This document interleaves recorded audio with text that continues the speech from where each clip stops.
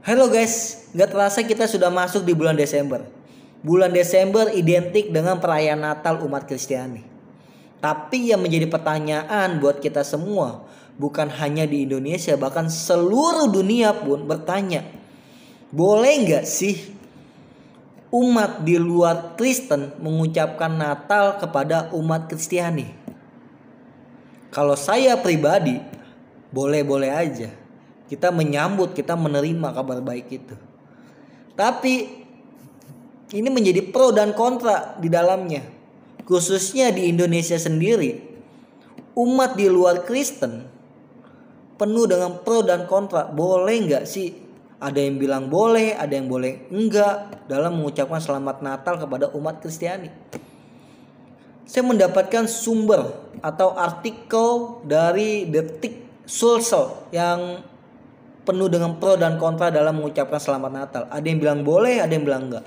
Terutama saya akan menjelaskan tentang yang enggak boleh. Ada pandangannya kenapa umat Islam enggak boleh mengucapkan selamat Natal. Ini.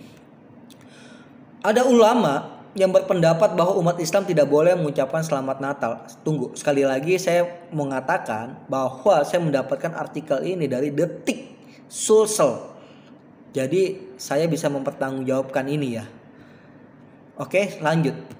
Karena dianggap mengakui adanya Tuhan. Jadi alasannya gini, kenapa umat Islam yang kontra dengan Kristen tidak boleh mengucapkan selamat Natal? Karena gini, dia tidak mau atau tidak layak atau tidak mau mengucapkan selamat Natal.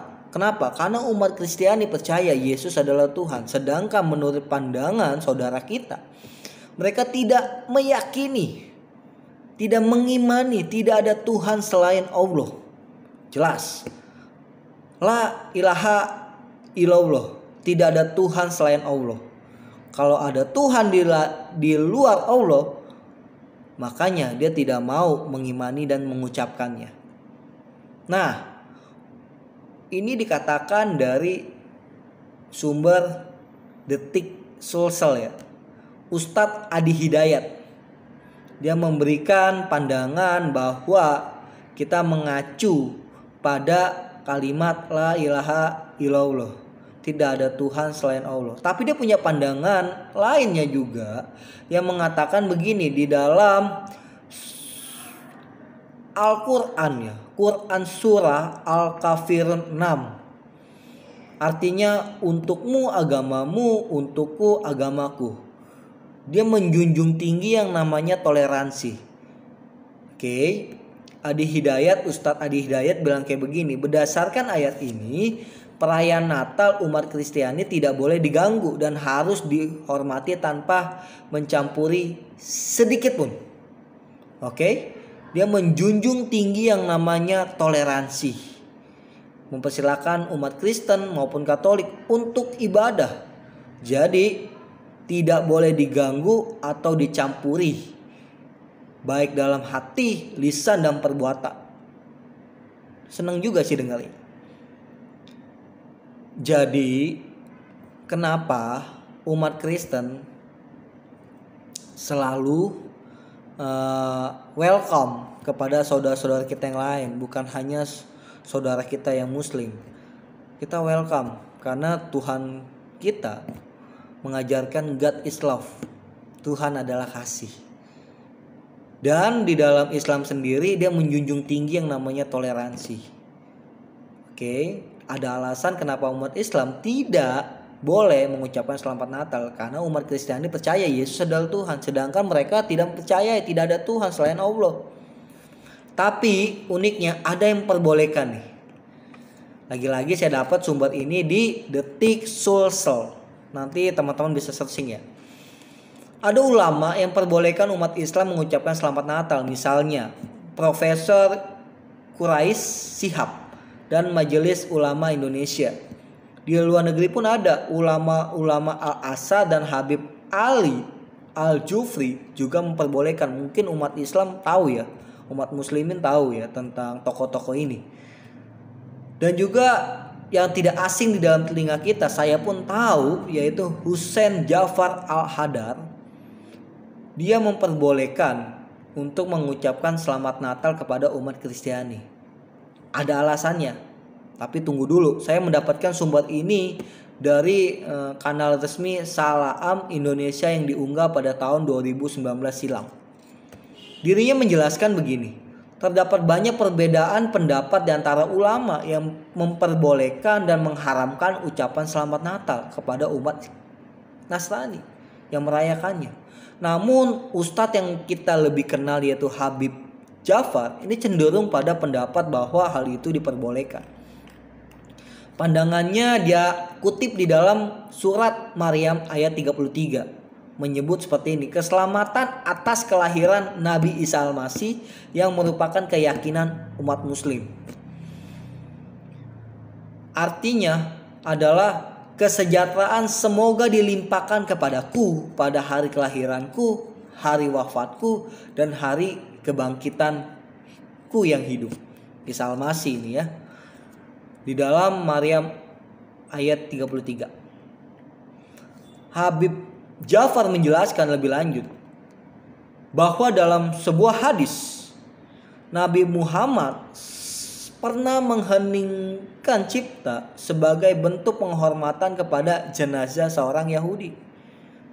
Di dalam hadis ketika ditanya oleh sahabat Rasul alasannya apa, Al-Quran menjawab bilang kayak begini, sudah semestinya harusnya sesama manusia kita harus menghormati, kata Nabi Muhammad. Wah, keren ya.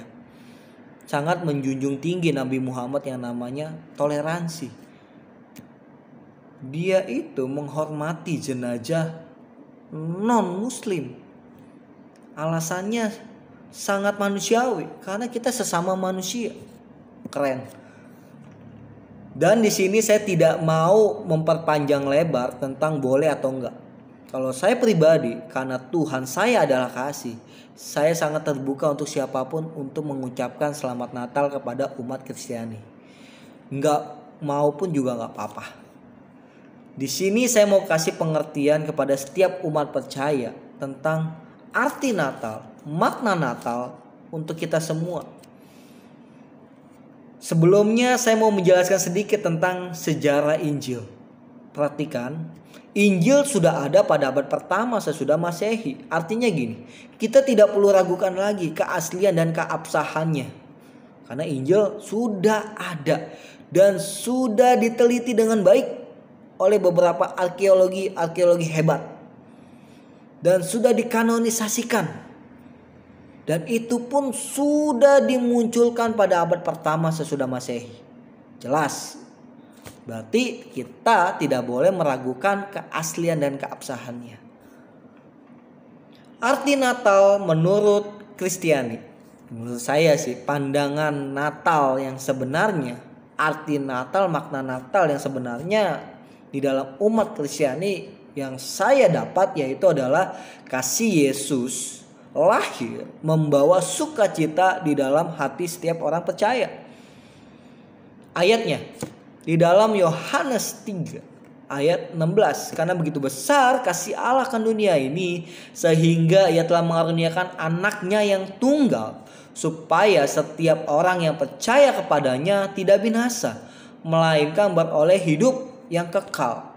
Perhatikan baik, ada kata kasih Allah akan dunia ini. Ada kata percaya. Artinya gini, yang mempercayakan Yesus sebagai Tuhan hanya untuk orang percaya saja. Saya percaya Yesus adalah Tuhan, Yesus adalah juru selamat, maka saya akan memperoleh hidup yang kekal. Saya percaya surga milik Kristus. Saya tahu tujuan saya ketika saya keluar atau meninggal nanti dari bumi ini, saya akan masuk surga. Karena saya percaya Yesus telah menyediakan tempat yang terbaik buat saya. Karena saya kenal pemilik surga, yaitu Yesus. Hanya untuk setiap orang percaya. Perhatikan baik. Matius 1 ayat 20 ayat 21. Singkat saja saya akan jelaskan. Yesus lahir dari benih Roh Kudus. Bukan lahir dari pernikahan Maria dan Yusuf. Perhatikan baik. Di sini ada kata janganlah engkau takut, hei Yusuf untuk mengambil Maria sebagai istrimu. Sebab anak yang di dalam kandungannya adalah dari Roh Kudus. Matius 1 ayat 20-21. Perhatikan baik. Ia akan melahirkan anak laki-laki dan engkau akan menamai dia Yesus. Karena dialah yang akan menyelamatkan umat manusia dari dosa. Maria mendapat penampakan malaikat. Malaikat menampakkan diri kepada Maria bahwa engkau akan mengandung. Maria tidak percaya sebagai nalurinya sebagai manusia. Mana mungkin saya bisa mengandung? Suami pun saya gak punya. Tapi malaikat itu bilang, engkau akan mengandung dari benih Roh Kudus. Dan Yusuf pun mendapat penglihatan itu dari malaikat. Hendaklah engkau namai anak itu adalah Yesus. Arti Yesus di sini dikatakan Matius 1 ayat 21. Karena dialah yang akan menyelamatkan umat manusia dari dosa mereka. Yesus artinya adalah keselamatan, penyelamat.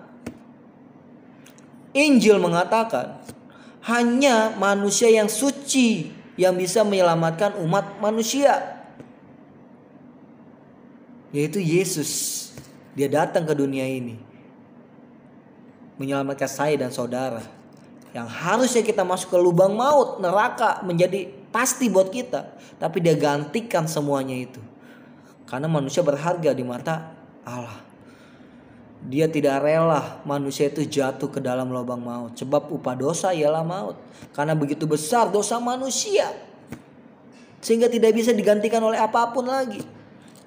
Harus anak manusia yang suci adanya. Dia menggantikan itu semua.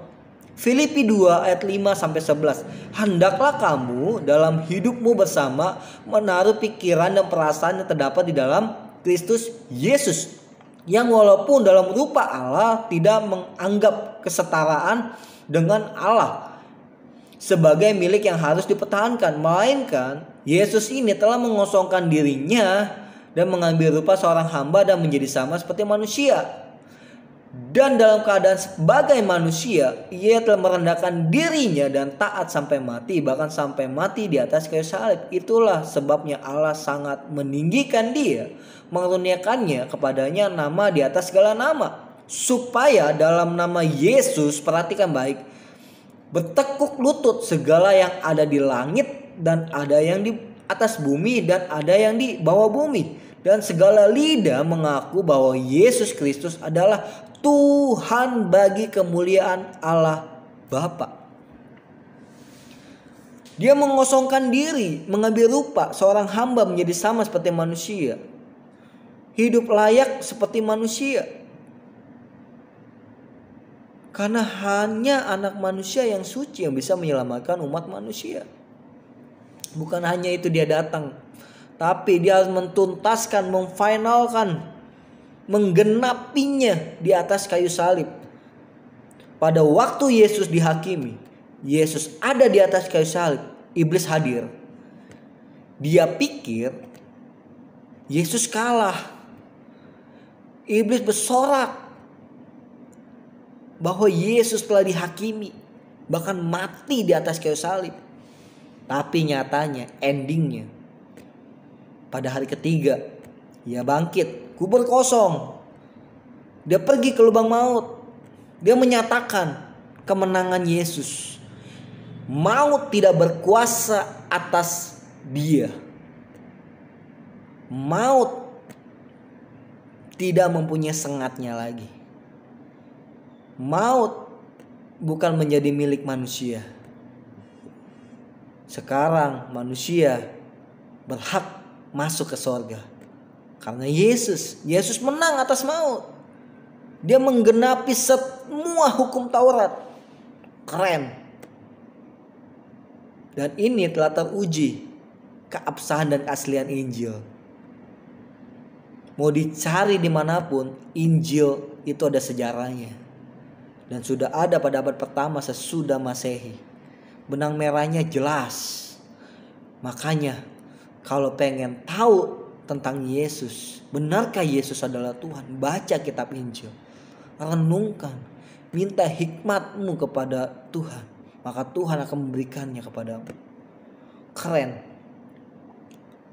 Di dalam umat Kristen, setiap umat Kristen sudah seharusnya dan sepantasnya menghidupi teladan Kristus dalam cara berpikir, berkata, dan bertindak. Kita harus menyelaraskan kasih Tuhan dalam hidup kita sehari-hari.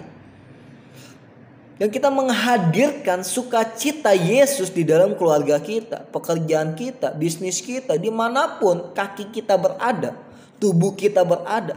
Hadirkan sukacita kasih Yesus di dalam pribadi kita. Umat tebusan, setiap umat percaya, saya dan saudara, harus menyelaraskan kasih Yesus dimanapun dan situasi apapun. Kita merayakan Natal di tahun 2024 bukan hanya seremonial biasa, rutinitas biasa, euforia biasa. Tapi ada sesuatu makna yang tajam yang harus kita dapat dan kita petik. Apa itu? Hidupi kasih Kristus. Lakukan teladan Kristus. Umat tebusan harus menyelaraskan kasih Kristus dimanapun, kapanpun, situasi apapun. Ingat, jangan sia-siakan kelahiran dan kematian Yesus dengan perbuatan kita yang sia-sia. Natal tahun ini kita harus lebih excited. Kita harus lebih semangat. Kita diingatkan kembali pengorbanan Yesus tak ternilai. Dia tidak melihat latar belakang kita, karakter kita. Dia tidak melihat siapa kita pada masa lalu kita. Dia hanya melihat engkau layak masuk di dalam kerajaan sorga. Yesus sangat sempurna buat saya dan saudara. Hidupi dan taat untuk melakukan kebenarannya. Tuhan Yesus memberkati kita semua. See you.